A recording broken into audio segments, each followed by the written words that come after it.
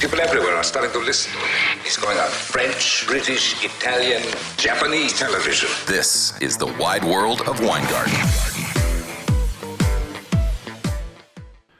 Wide World of Weingarten, Wednesday, January 26th. It's about 12:40 here in Los Angeles. I'm currently podcasting and recording this episode while keeping one eye on the final 10 minutes of this Africa Cup of Nations quarterfinal game between Mali and Equatorial Guinea. Another under, hopefully in play. Those have still been good. We talked about that a little bit last week. Haven't really followed up with the Africa Cup of Nations, but as you can see from my eyes moving, I'm occasionally looking over at the other screen, seeing what's going on there. When that's over, I'm going to work on some Series Caribe stuff later today, so we can have some more Series Caribe analysis tomorrow when the lineups are finalized, and I can crunch some more numbers and figure out the rotations. Venezuela's season ended last night. Venezuelan winter ball ended in Game 7 last night. The Magdalenas won the championship and will be sending their team to Santo Domingo to the Series Caribe. I still need to find the roster for that. Excuse me one second. Still 0-0, 81st minute. I still need to find a Venezuelan roster. I don't think it's been finalized yet. The Dominican team was finalized approximately 52 minutes ago. I know this because I just looked. It was the last thing I plugged into my outline right before I started. I'm familiar with a lot of the players on this team from the AAA Mexican circuit, as well as a bunch of fringe MLB players. A lot of guys you are also probably familiar with if you watch baseball, you watch MLB. Willen Rosario, Juan Francisco, Ronald Guzman, Robinson Cano, Marcelo Zuna, Jose Siri will all be featured on this offense, as well as Hansner Alberto, who's actually a pretty decent hitter, constantly underrated, and Carlos Paulino, also a good, decent catcher. No Junior Lake, no Juan Lagares, no Peter O'Brien. I don't know what their reasons are for missing this, but I guess probably has to do with this not being their team or something. Raul Valdez, if you remember him, will be the ace for the Gigantes. If there were such thing as futures, I would bet the Gigantes to win. Like I said, I'm just waiting for the rest of the lineups, and we'll have a more in-depth Series Caribe rundown tomorrow. As far as injury news in the Rams 49ers game, Ernest Jones, Taylor Rapp, and Andrew Whitworth are all expected back in the starting lineup for the Rams this weekend. For the 49ers, however, Trent Williams didn't practice today, Wednesday. If you're not practicing on Wednesday, you got Thursday and Friday to practice before Saturday you walk through. But usually it's not a great sign if you're not practicing by Wednesday, although Trent Williams obviously doesn't need practice to play. He will play if he is physically able to. Kyle Shanahan said he has an ankle injury and he'll try to overcome it, but in Trent's mind, there's no way he's not playing. I know he believes he's playing, and so do I. That's what I, referring to Kyle Shanahan. I, referring to Jason, also believes he's going to play, but I don't think he'll be particularly effective if he has an ankle injury and he's already not practicing. So look at that matchup. The Rams' defensive line has been the key to their success this season and in the playoffs, and they're going to have to continue to dominate the line of scrimmage for the Rams to win this game this week. Fortunately, they're at home. And if there's one way to win, it's to have the best offensive tackle in football have an ankle injury versus your elite defensive line. So the Rams got that going for them. Like I said, I bet the Rams. I bet the Rams against the spread and money line. I'm going to the game. I think they're going to win. Probably do some props on Friday if I can go through them. I haven't had a chance to do that yet either.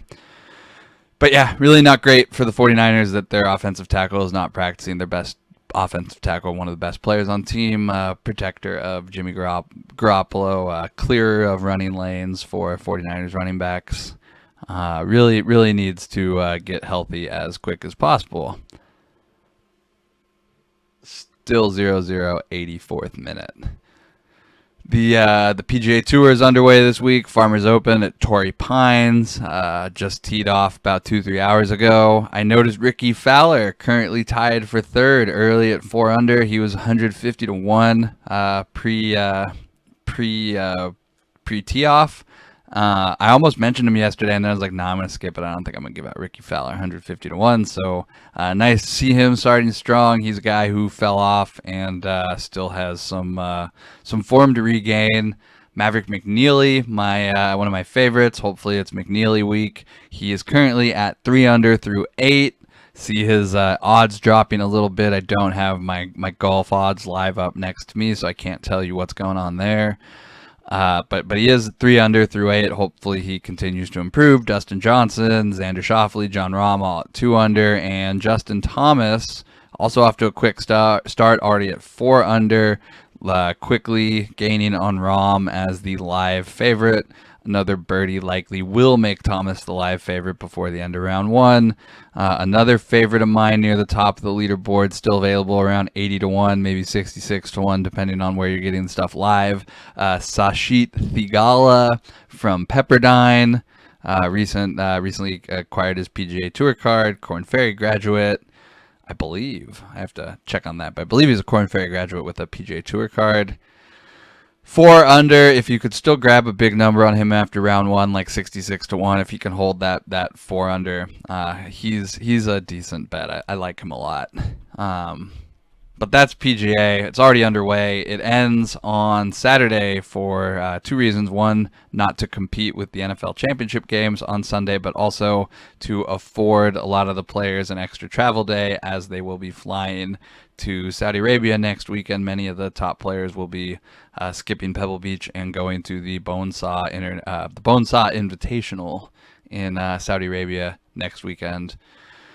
So the Dubai Desert Classic is the other event this week, the DP World Tour event. I'm still getting used to saying that over the European Tour. They're playing the Dubai Desert Classic. I think it's in its 33rd year, so this is a frequent event, as opposed to some of these that are one-offs and new events and stuff that they're bringing onto the tour for the first time. This is a traditional stop on the European Tour circuit. It doesn't look like there will be any early, late wave advantage on Thursday to start. But this is an excellent course for drivers here, for guys who hit strong drivers. So Sergio Garcia and Rory McIlroy are probably the best bets. Rory is the favorite at 7.5 to 1. I don't typically like to lay 7.5 to 1 on anybody. I'm not going to do it with Rory here. I will have my eye on him if he has a slow start like he did in Abu Dhabi last week, but Sergio and Rory would definitely be the first guys I look at. Laurie Cantor, also a big driver, is a name to watch. Brandon Stone, Paul Casey, also fit the profile. There was a good article in The Guardian today about how the Dubai Desert Classic is being overshadowed by next week's Bone Saw in Saudi Arabia, where the Saudis are bribing. They're paying $15 million in appearance fees to get some of the top golfers in the world to play the Bone Saw and skip sponsorship commitments at Pebble Beach.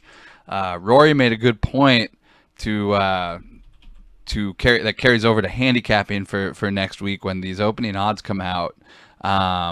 Just keep in mind that you can't necessarily guarantee that a lot of these top guys are going to try extra hard at this Saudi event. Because think about it, would you have any incentive to try extra hard if you're getting $1 million appearance fee, regardless of if you get first place or fifth place or 29th place? It's just it's something to keep in mind. Some of these favorites might be a little overvalued, and it might actually create some opportunity to find some off the pace, off the favorite winners at this event next week, even if you find the politics of it reprehensible. It's still a betting opportunity. There's nothing, your opinions on Saudi Arabia and on this event are irrelevant to betting on the outcome. At least that's what I think. But as far as Dubai this week, I ended up with rather full card that I wasn't intending initially, but I found many numbers that I, as usual, just couldn't pass up on. So Nikolai Hogard, I mentioned yesterday, I got him 60-1. I had a top 5 at 11-1. Sam Horsfeld, 60-1, available at DraftKings. He's 40-1 at Circa, 55-1 at FanDuel. I also bet him top 10 at 5.5-1. Justin Harding, one of my favorite golfers. I am back on the Justin Harding wagon. He's 100-1 at DraftKings and FanDuel. I bet 140-1 at Circa. He's my boy. I hope he wins. I hope he makes it to the PGA Tour sooner than later. Thurston Lawrence, last seen winning in South Africa before the DP World Tour shut down the South African leg at the end of 2021. He's back to 300-1 in this field. Big number. Probably not going to win, but I'm back on the 300-1 after I gave him out and missed betting it myself last time. That sucked, but yeah, I'm on Thurston Lawrence 300-1. That's at DraftKings, 275 at Circa. If you have FanDuel, 320, even better. I don't have FanDuel, and even if I did, they wouldn't take $100 on it. So what's the point? Lucas Herbert, 50-1 at DraftKings, 55-1 at Circa. I bet 55-1, 41-1 at FanDuel is not playable. Alex Bjork, top 10, plus 650. I bet that. Bernard Weisberg, I don't ever actually know how to say his first name. Weisberg, top 10 plus 350. I like him. I think he's got incentive to get back into the top 50 and try to get into the Masters and the other events that come with being top 50 in the world golf rankings. Laurie Cantor, top 10, 6-1. I bet that over betting Cantor to win. I just like the top 10 here. I also bet the top 5 at 12-1. And Matthias Schmid, he's 200-1 at Circa, 150-1 at DraftKings, 150-1 at FanDuel. I expect him to break through sooner than later on the European Tour. I was happy to take 200-1 here. Top 10, 12-1 at DraftKings. That's basically my my whole golf card for Dubai. Hopefully jump in on something live. I've already taken a couple guys live in San Diego with the Farmers, but obviously I'm rooting for McNeely. I want McNeely to win. That's where my money's at. So we'll be back tomorrow, go over the Series Caribe opening games and discuss what tournament baseball and how it differs than MLB regular season. So thanks for listening. Be back tomorrow with more sports.